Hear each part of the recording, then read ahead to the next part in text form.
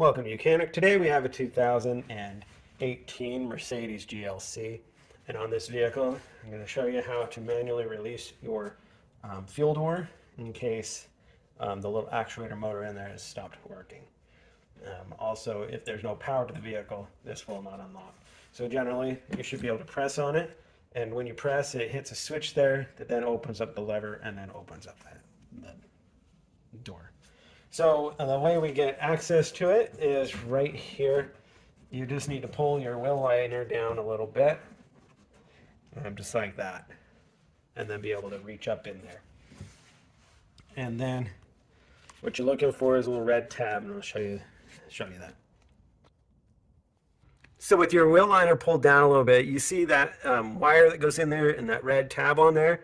That is what you're going to reach up in and be able to pull to be able to get your door to open.